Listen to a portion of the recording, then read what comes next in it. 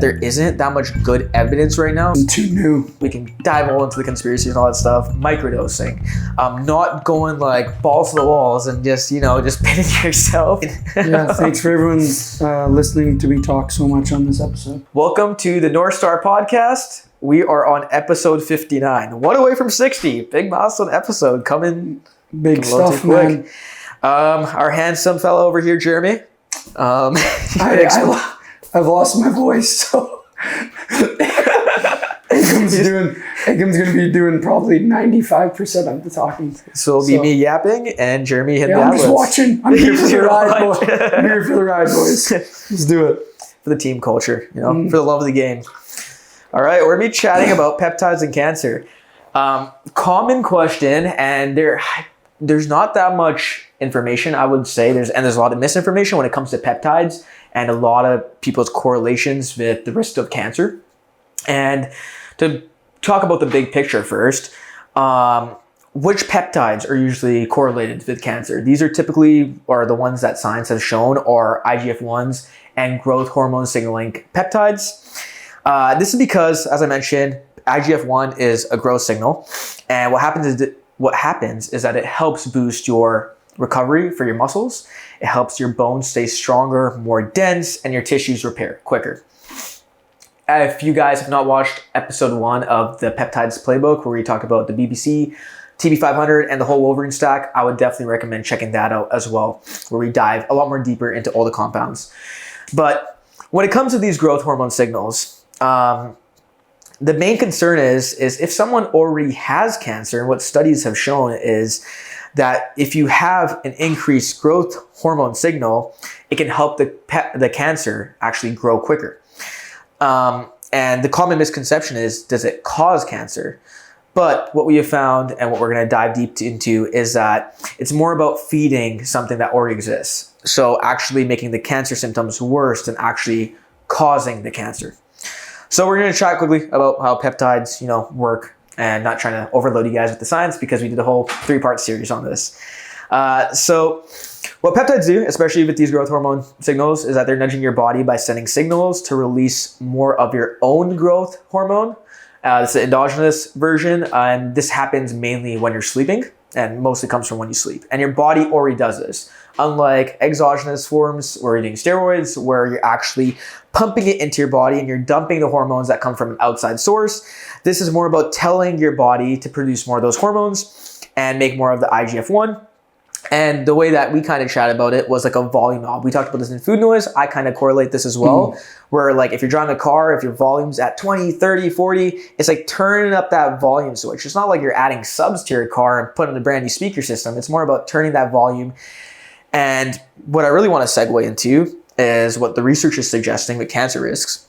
So studies are showing that people who have a very high constant level of IGF-1, they have a higher risk of cancers. And at the end of the day, it depends with everybody. Everybody is different. So it's very dependent on the person.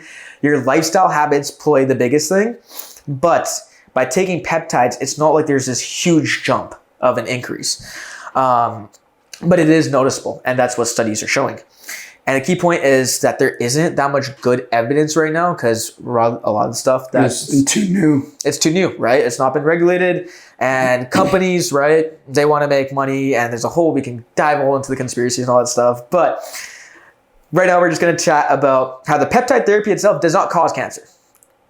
That's the main thing. It's more about promoting someone who already has a high IGF level. It's about, are you pushing yourself and your body to the extremes, which correlates with a higher risk of cancer. And the studies show that it's more based on your current biology versus you actually taking, there's not enough long-term patterns of you taking peptides, which are going to lead into that. And then the biggest thing that we also mention a lot is balance, right? Microdosing, not going like balls to the walls and just pitting yourself and actually doing the research before, because the biggest thing that they find with people with cancer is that every age point has like a sweet spot, and how our growth hormone works is kind of like ups and downs. So they're kind of like short bursts when your body releases your growth hormone, and then it shuts off. And there's a rhythm to it of growth, repair, of you shooting these signals. And where the cancer studies come from are that those patients that are shown their signals are constantly high. So they're not like treading up and down. They're just staying at that high level and slowly building onto as they're, I would say abusing more dosages. And the biggest thing is, are you someone, as you mentioned earlier, like if you're someone who's diabetic and you need to take insulin to bring you to a baseline, or if you're someone who's naturally low on some sort of hormone, or you have this too high of a sensitivity, are you doing it to get to the normal spot? Because if you have too little of one thing or too much, that usually leads to the negative side effects that people talk about. Yeah, so as you mentioned before, growth hormone releases in bursts up and down. And if it's too constantly high, that's where it leads to issues. So mimicking a natural, rhythm when it comes to those burst releases are going to be way more safer instead of having it elevated 24/7. So if you're someone, right, just a regular person, just hearing this and wondering, okay, what should I do with this information? And think about taking peptides and trying to figure out what the smartest way is to, minimize risks. You want to think about context, right? Not think about doing extremes. And I find that social media is, especially now that a lot of people, there's a trend that I'm seeing that people talking about peptides and talking about, oh, it's amazing. It's the biggest benefits, which there is a lot of great information. It's not like looking at someone who has this very, you could say, perfect or ideal physique, and then you're saying, oh, I want to look like this guy. I want to put on more muscle, especially with the younger people listening to this, because this is a conversation I get with a lot of people my age is, hey, I can, shred down and take something like Retta. That's amazing, but I really want to look like I'm on steroids without taking steroids, right? And I don't want to spend that much time in the gym. And they're finding that shortcut. Think about context, not the extremes. You got to understand it takes a lot of dedication, a lot of money that leads up to that stuff. And you're pushing yourself for high risk as you're pushing your body's natural limits to go to those extremes.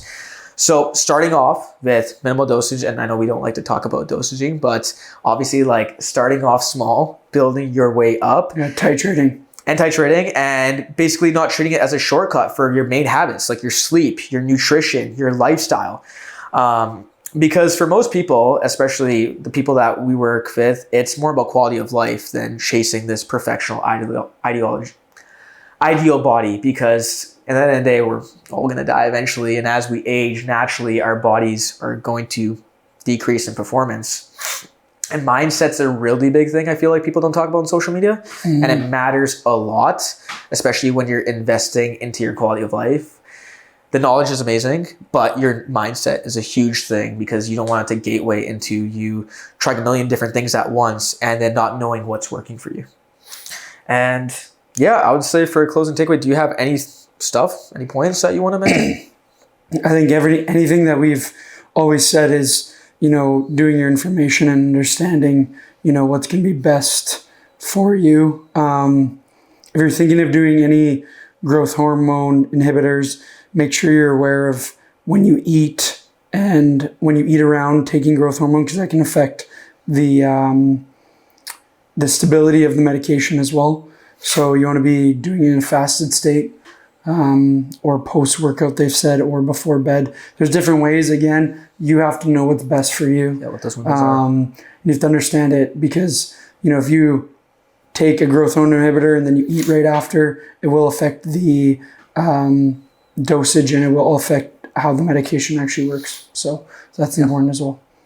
Yeah, and to close away, if you're someone who believes that peptides will magically cause cancer, right?